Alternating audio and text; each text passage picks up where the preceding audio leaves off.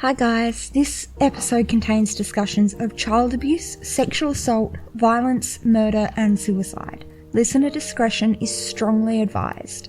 If you or someone you know needs support, please reach out to a crisis hotline or mental health professional.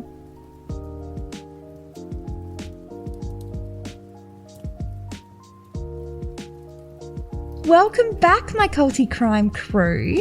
It's your girl Bubbles, and I'm so glad you're cozying up with me by the virtual fireplace again. Grab your warmest blanket, your favourite mug, and maybe something a little extra to fortify you tonight. Because this descent into darkness is a bone-chilling one. And I know what you're thinking. Bubbles, why are we diving into such a dark story again? Well, my crew, it's because even the most unsettling of cases can teach us something about human nature, about the darkness that lurks beneath the surface, and about the resilience of human spirit.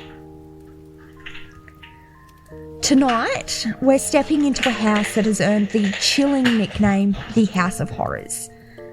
Behind its ordinary facade on Cromwell Street in Gloucester, England, unimaginable horrors took place. This is the story of Fred and Rose West, a seemingly ordinary couple who harboured unimaginable darkness within their home. Their crimes shocked the world and left a community reeling. But tonight, we're not just here to recount the gruesome details. We're going to explore the complexities of their life, the factors that led them down this twisted path, and the devastating impact their actions had on their victims and those who loved them most. Before we delve into the horrors that unfolded at 25 Cromwell Street, let's turn back the clock to the early lives of Fred and Rose West. Like many infamous figures in history, their stories begin with seemingly ordinary childhoods that do hint at the darkness that's to come. Born in 1941 in a small village in Hertfordshire, Fred West's childhood was marred by disturbing allegations and unsettling family dynamics. Whispers of incest and sexual abuse swirled around his family, casting a long, dark shadow over his formative years. Some even say that Fred himself fell victim to his father's twisted desires. As he grew older, Fred's behaviour grew increasingly erratic and violent, revealing a deep-seated rage and a troubling fascination with death. He was known for his cruelty towards animals, a disturbing habit of peering into windows, and a penchant for violent pornography. All voyeuristic tendencies that would later manifest in much more sinister ways. Rose Letts, born in 1953 in Devon, also endured a deeply troubled upbringing, one that began even before she took her first breath. During her pregnancy with Rose, her mother Daisy was subjected to electroconvulsive therapy, or ECT, as a quote, treatment for her severe depression. This controversial practice, which involved passing electrical currents through the brain, was thought to alleviate depression, but its effects on a developing fetus were unknown and potentially harmful. A chaotic family life, marked by her father's mental illness and the strain it placed on her mother, left Rose aching for affection and attention. She started to seek solace in the arms of older men, engaging in self-destructive impulses and seeking validation in all the wrong places.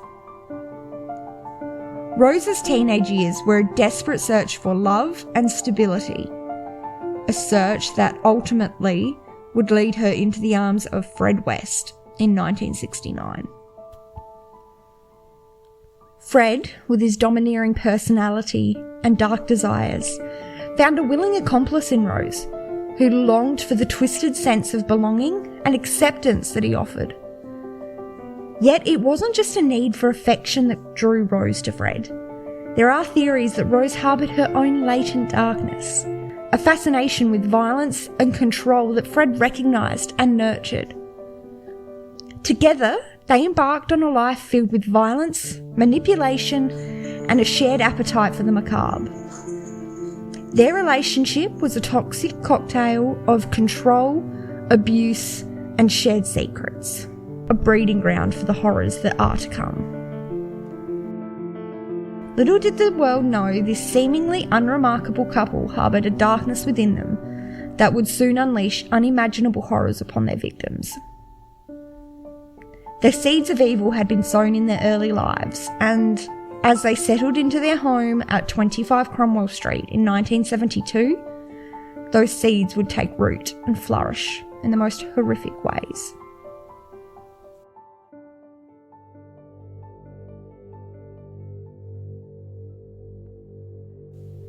Now picture this, a seemingly ordinary house at 25 Cromwell Street, Gloucester. A modest 2-storey home with lace curtains and a well-tended garden. Could be any home, on any street, in any town. But behind its unassuming facade, this house harboured a darkness that would shock the world. Stepping inside, one might initially be struck by a sense of warmth and domesticity. The smell of a home-cooked meal might linger on the air, and the soft glow of lamps might cast inviting shadows on the walls. But beneath this veneer of normalcy lay a labyrinth of secrets, a house meticulously modified to facilitate unimaginable horrors. Beneath the house, Fred had excavated a network of cellars, creating a subterranean world that was hidden from prying eyes. These cellars, accessed through a trapdoor concealed beneath the floorboards, would become the West's twisted playground, a place where their darkest fantasies could play out in secret.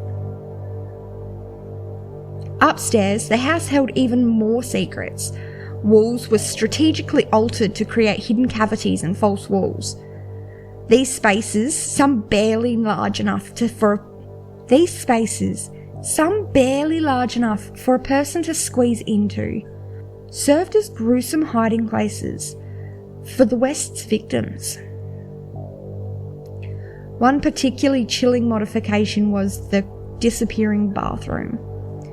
Fred removed the bathroom window, bricked it up, and covered it with tiles, effectively erasing it from sight. This seemingly innocuous change hid a dark truth. The space behind the bath became a makeshift tomb for where one of their victims was discovered. The house also had another peculiar feature, a coal chute that led directly into the cellar. This seemingly mundane detail would later prove to be a crucial piece of evidence, revealing the West's method of disposing of their victims. Every corner of 25 Cromwell Street seemed to hold a secret, a silent witness to the horrors that transpired within its walls. It was a house that whispered unspeakable acts. It was a house that whispered of unspeakable acts. A house that had become an extension of the West's twisted minds. The house at 25 Cromwell Street was not merely a crime scene. It was a living, breathing testament to the depths of human depravity.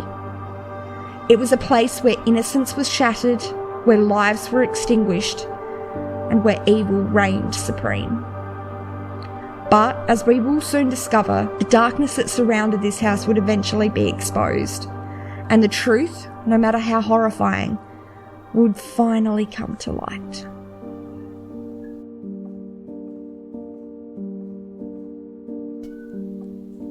Now let's talk about the victims. The lives tragically intertwined with the evil that festered within 25 Cromwell Street. While each life lost was a devastating blow to their loved ones, the stories of 3 women in particular, Rena West, Charmaine West, and Heather West, paint a chilling picture of the darkness that consumed this seemingly ordinary home. Born Rita Costello, a young woman with a gentle spirit, met Fred in the early 1960s. They married quickly, and Rena soon found herself pregnant with Charmaine. Unbeknownst to her, though, She had entered into a union with a man whose heart was filled to the brim with darkness. Fred's true nature emerged after Charmaine's birth, and Rena became trapped in a cycle of abuse and fear. In August of 1967, Rena disappeared. Fred claimed that she'd abandoned her family, but the truth was far more sinister. Rena had become the first victim of Fred's brutality. Her life taken within the very walls that would later become infamous for the horrors they concealed. Left to care for Charmaine, Fred's violence found a new target. The young girl, barely 8 years old, suffered abuse and neglect at the hands of her father and new stepmother. In 1971, while Fred was briefly imprisoned, Charmaine vanished. It's believed that Rose, under Fred's influence, and personally, I think, perhaps driven by her own twisted desires, took the young girl's life. The disappearances of Rena and Charmaine marked the beginning of a reign of terror that would last over a decade. Over the years, many other young women would fall victim to the West's depravity, their lives cut drastically short within the walls of 25 Cromwell Street. Years later, darkness would strike the West family again. Heather, Fred and Rose's 16-year-old daughter, full of life and dreams, just disappeared in 1987. Initially, her parents claimed she had run away, but as we will soon uncover, the truth was far more horrifying.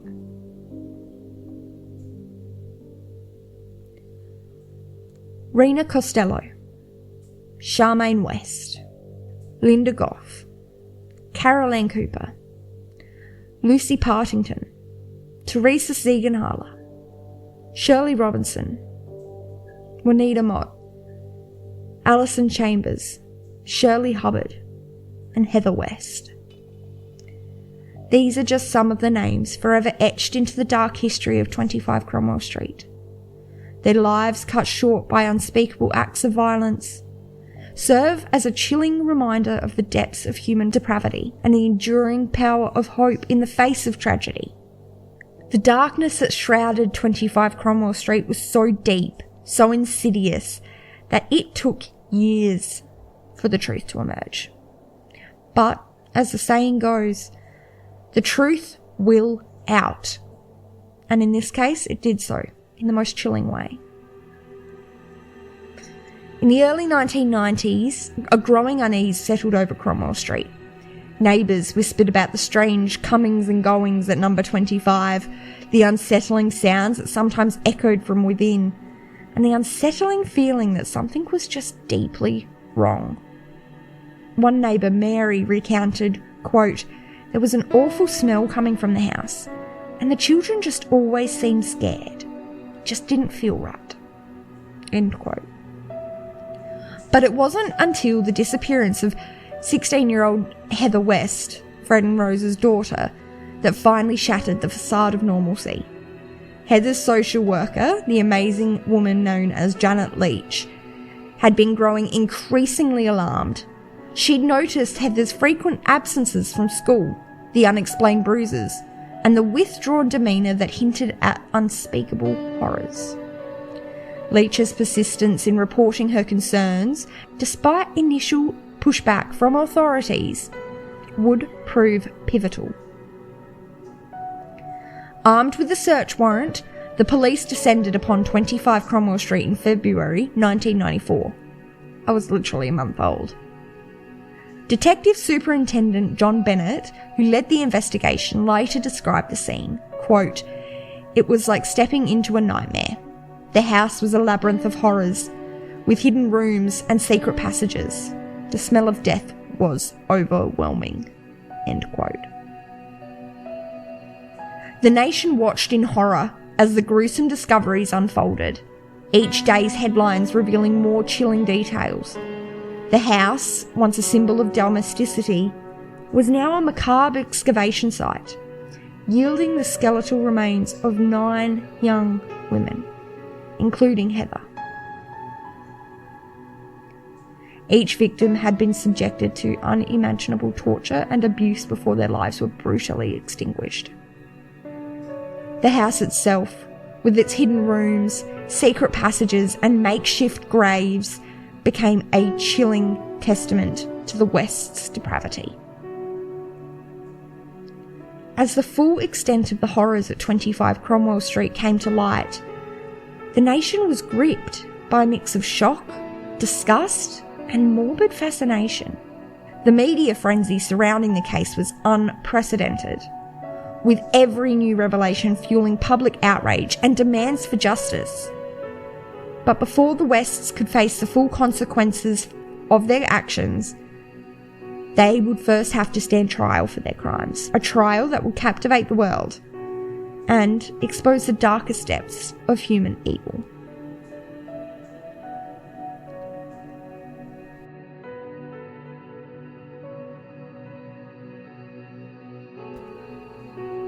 The trial of Fred and Rose West was a media spectacle, a national reckoning with the horrors that had unfolded in their seemingly ordinary home. The evidence against them was overwhelming. The skeletal remains of their victims, the chilling testimony of surviving victims, and the macabre artefacts unearthed from the depths of 25 Cromwell Street. The courtroom became a battleground of accusations and denials. Fred, facing a life sentence, initially admitted to the murders, then later recanted, of course, blaming Rose for everything. In a desperate attempt to evade responsibility, he claimed, quote, "It was her. She did it. I'm innocent," end quote. Rose, in turn, maintained her innocence throughout, portraying herself as a victim of Fred's manipulation and abuse. She insisted, quote, "I loved my children. I would never hurt them. Fred made me do terrible things," end quote. If you can't tell, I really don't like this woman. The trial gripped the nation, with daily headlines detailing the gruesome evidence and the West's shocking claims. The public was horrified and fascinated, struggling to comprehend how such atrocities could occur in their midst. One newspaper headline screamed, "House of Horrors, the full story of evil." The media frenzy surrounding the case was just relentless, with reporters camped outside the courthouse, broadcasting live updates and analysing every single twist and turn of the trial. The intense scrutiny raised questions about the ethics of reporting on such sensitive and really disturbing events, but it also ensured that the victims' stories and names were never forgotten, which I think is the most important thing. In the end, the jury's verdict was swift and unanimous. Fred, found guilty on all 12 counts of murder, was sentenced to life imprisonment. But before he could face the full weight of justice, he took his own life in prison. A final act of a coward that left many questions unanswered. Detective Superintendent John Bennett, who led the investigation, remarked, quote, "Fred West cheated justice. He took the easy way out, leaving us with more questions than answers," end quote. The man was a coward. Rose, also convicted on 10 counts of murder, was sentenced to life imprisonment without the possibility of parole. The judge, Mr. Justice Mantell, declared, quote, "If attention is to be paid to what I think, you will never be released," end quote. Her sentence, while really severe, was met with mixed reactions, with some feeling it wasn't harsh enough for the magnitude of her crimes, and it wasn't.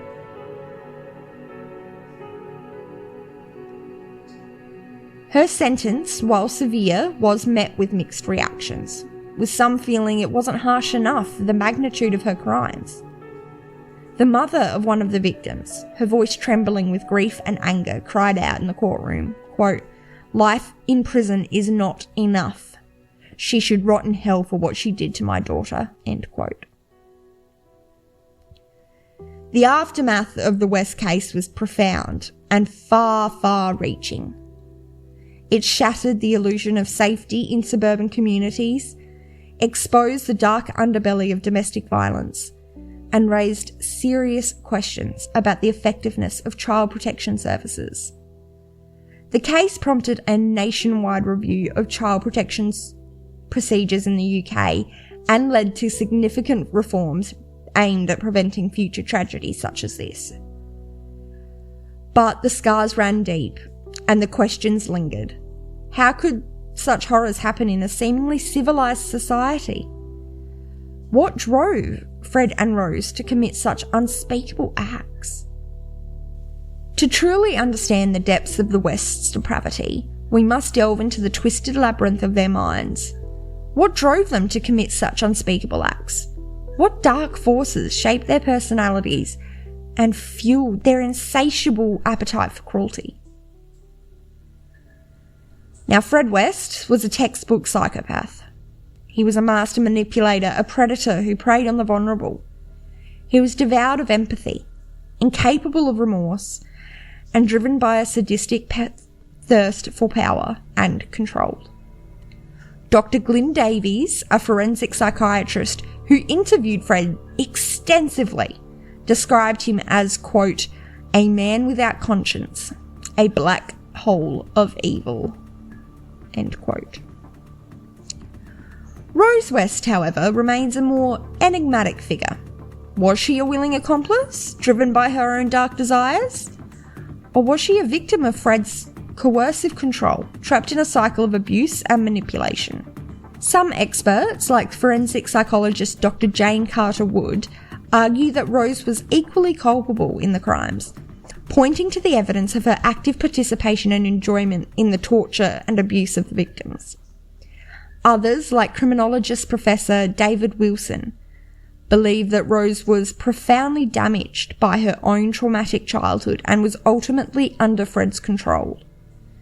He states, quote, Rose was a product of her environment, shaped by the abuse she suffered and the toxic relationship that she had with Fred, end quote. Their relationship was far from a conventional courtship. It was a twisted dance with the devil, a toxic tango fueled by their shared darkness and insatiable appetite for cruelty. Their bond was forged in the fires of manipulation, control, and a mutual fascination with the macabre. Fred, the puppet master, pulled his strings, exploiting Rose's vulnerabilities and insecurities. He offered her a twisted sense of belonging, a refuge from her troubled past, and a warped validation of her darkest desires. Rose, the willing marionette, danced to his tune, her participation driven by a complex mix of fear, loyalty, and a perverse sense of empowerment. Their shared descent into depravity was a gradual one, a slow erosion of boundaries, and a normalisation of the abhorrent. What began as a twisted game of control and submission soon escalated into a reign of terror as they preyed upon the vulnerable and indulged their sadistic fantasies. The truth about Rose's role may never be fully known. However, it is clear that she was a complex and deeply disturbed individual who played a significant part in the horrors that unfolded at 25 Cromwell Street. Whether she was a willing participant or a coerced accomplice, her actions were undeniably monstrous, and she remains one of the most infamous female serial killers in history. The case of Fred and Rose West is a chilling reminder of the darkness that can lurk within seemingly ordinary individuals. It is a story of betrayal, cruelty, and unimaginable evil.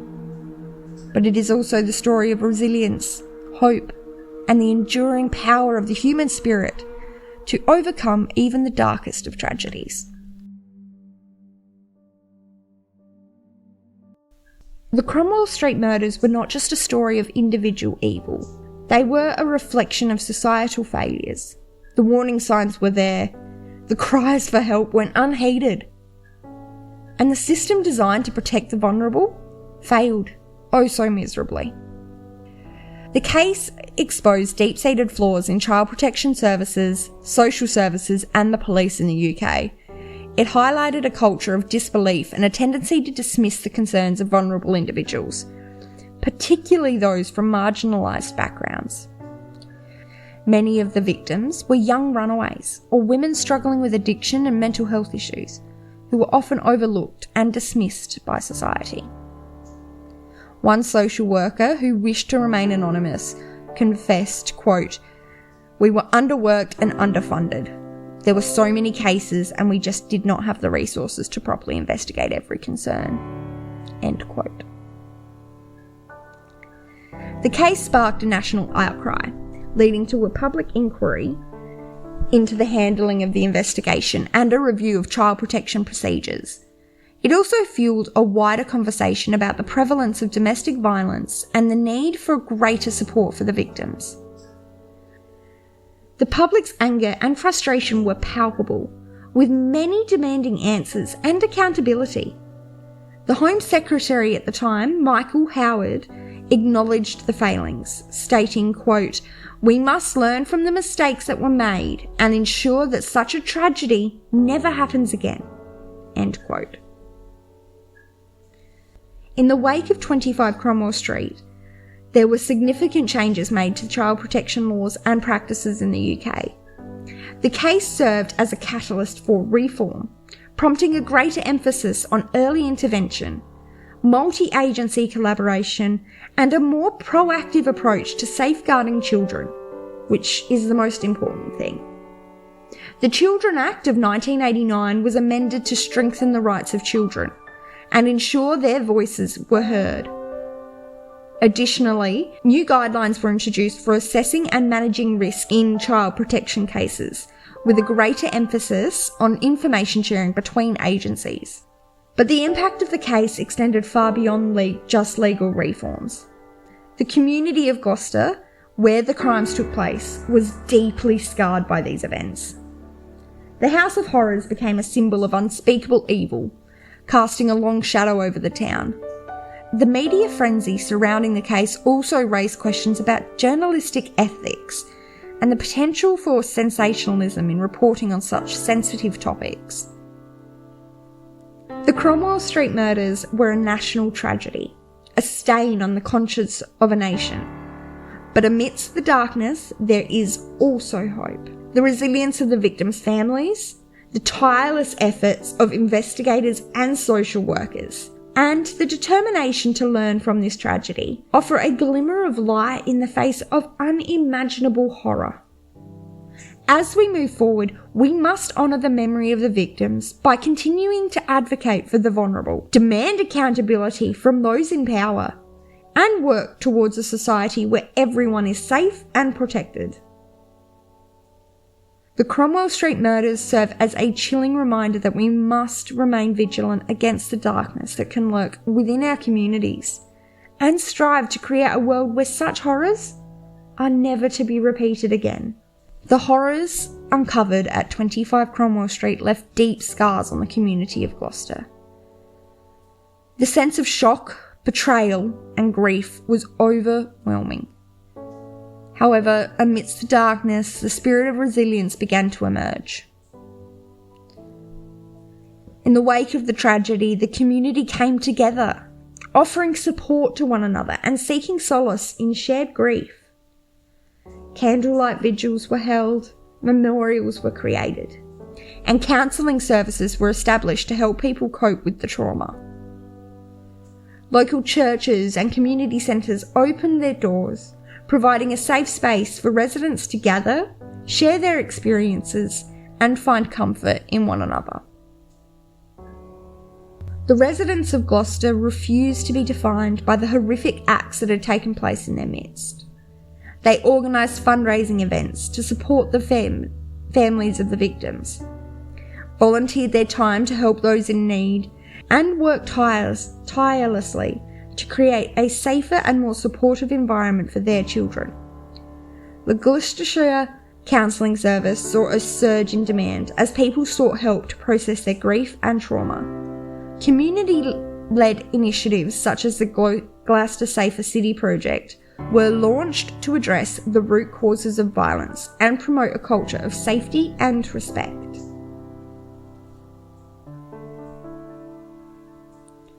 The community's resilience was not just about overcoming the immediate trauma. It was about building a stronger, more compassionate society. The tragedy served as a catalyst for change, prompting local organisations, schools and community groups to collaborate on initiatives aimed at preventing future violence and abuse.